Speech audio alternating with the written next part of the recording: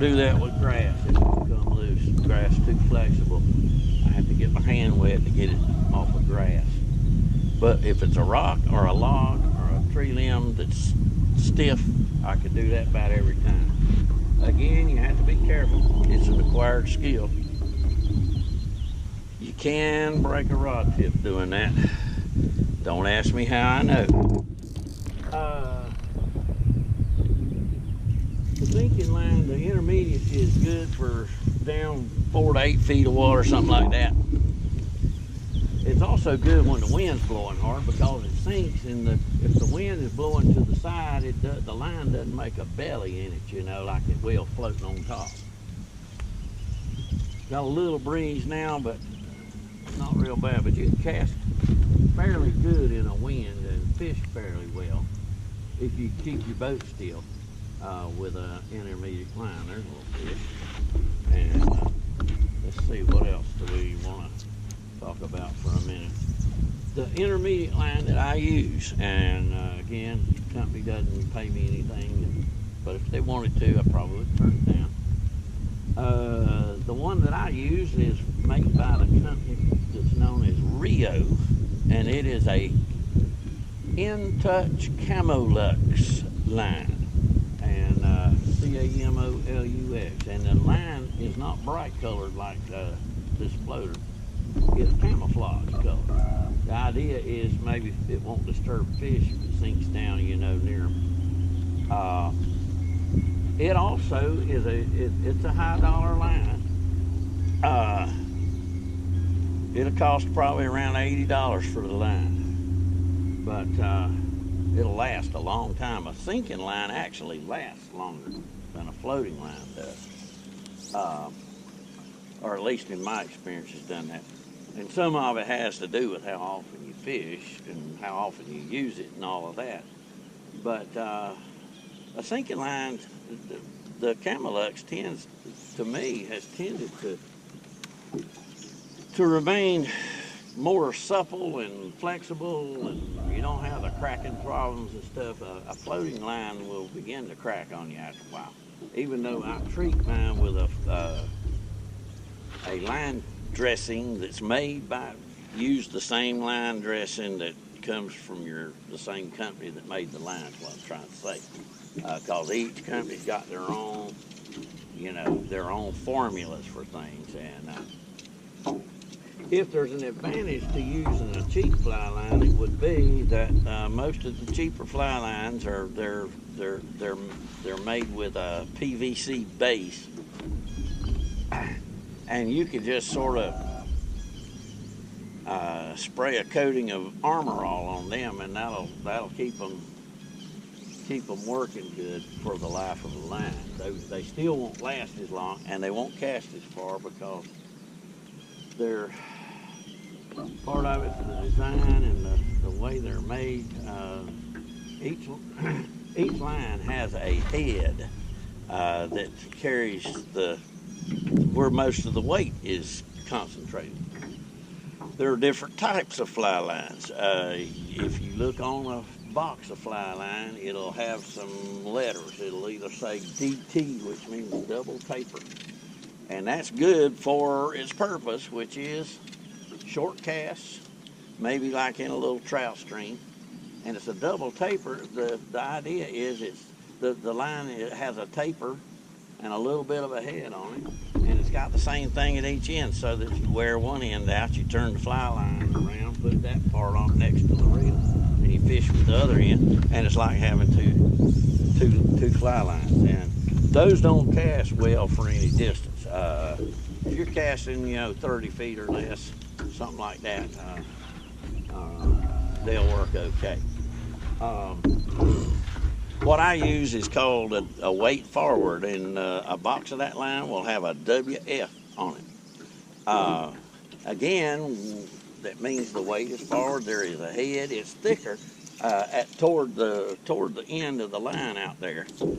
It tapers back down to a narrow little bit called the front taper, that where the leader hook's on. But on this one, it has a 36-foot head, and it changes colors from green to sort of tan at the 36-foot mark, which also lets me know when I've got enough line out to have the whole head out, and gives me some idea how far I'm casting. Not all lines do that. Some are the same color throughout. Let me see what else I can think of that need to say. But the line is probably your most important factor in being able to make good casts. And the reel, all it does in my purpose, all it does is hold the line. And you notice I hardly ever will play a fish off the reel. You see on TV, there's guys fishing, and they're usually fishing for pretty good sized fish. But even if I hook a big bass or catfish, I generally just play them with the line stripping in my hand. Again, I got so much line out in the basket that it'd take me 5 minutes to get it all wound up on the reel, and I'd probably get it tangled and all of that stuff and lose the fish by that time. So I don't mess with playing them off the reel. This is a cheap reel. It actually came with this butt piece of the rod, which is the only thing original to the rod now.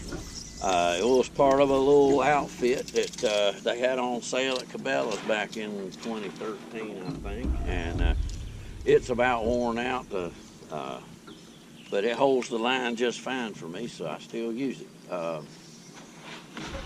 Other equipment, you've heard me mention my hat before to keep me from getting the pierced ear, and my sunglasses, which also they're polarized, so I can see somewhat down in the water. The water's murky right now, but it does cut the glare off the surface of the lake.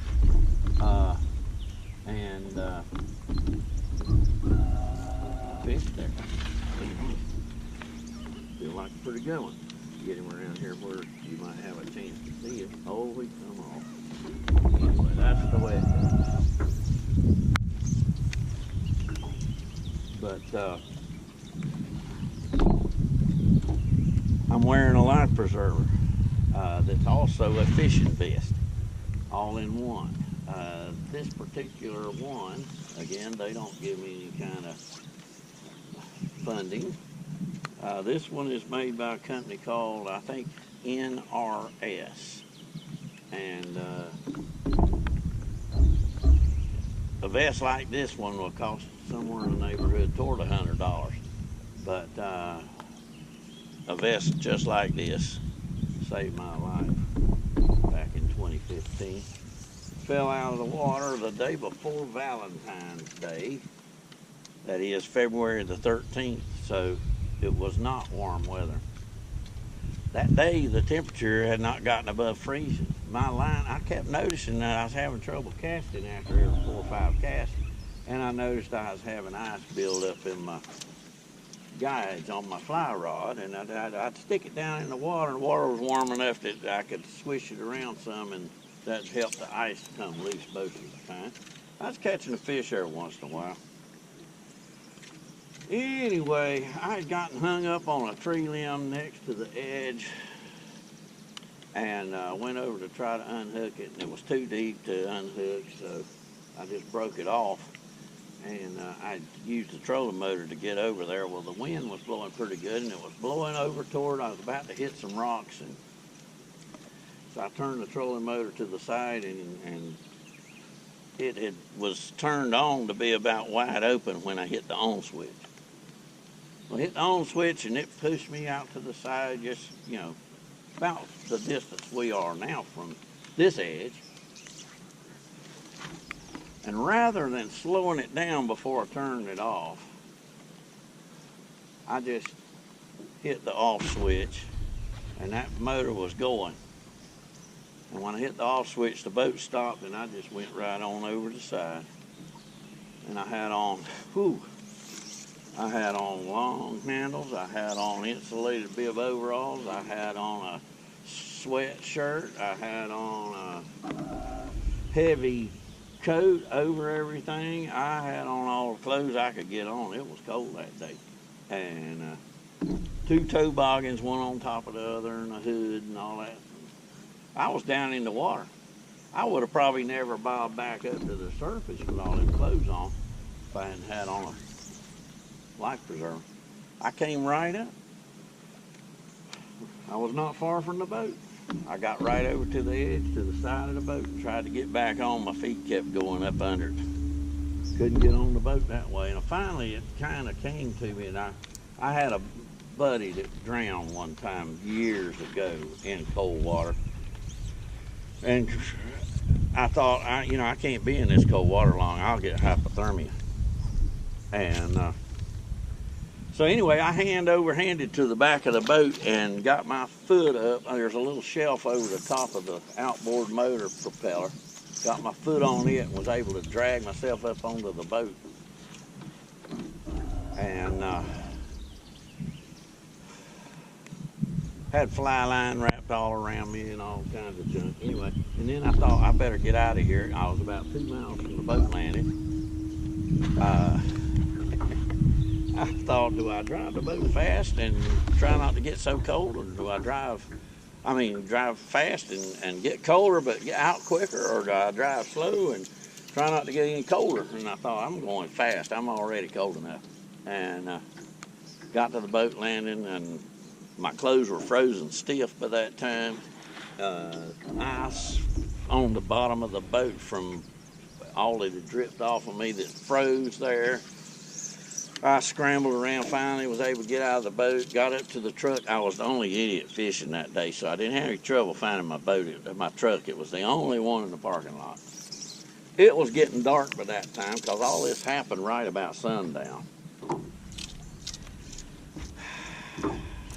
Couldn't get my keys out of my pocket, and then couldn't get my keys into the truck because my hands were so cold. I had to use both hands. Finally got it open. I did have, thankfully, praise the Lord, I had an extra jacket in the truck. Backed my truck and boat down, got the boat loaded crooked, and took off with the heat wide open. Took all those wet clothes off. I drove with only a jacket on. Thankfully, I didn't get pulled over, but that was before we had a house anywhere close to Baden Lake, and so I had a 45-minute drive to get home that evening, and I was beginning to thaw out time I got home, but it could have been real bad. The Lord was not finished with me, obviously, and I am so glad. But I always wear this from now on. Again, you notice it in the back, it's got a foam pad that makes me look like a humpback. It's probably good that I'm wearing it on Wednesday, which is hump day. But I will tell you right now, particularly certain times of the year, you don't want to fall out of the boat. Other equipment, I have a little pair of nail clippers. I use them for clipping the line most of the time. I have these pair of hemostats, and they're good for unhooking fish. But that's generally the equipment that I use. And I think my camera's probably about to turn off, so I'm going to tell it to go ahead. GoPro, stop recording.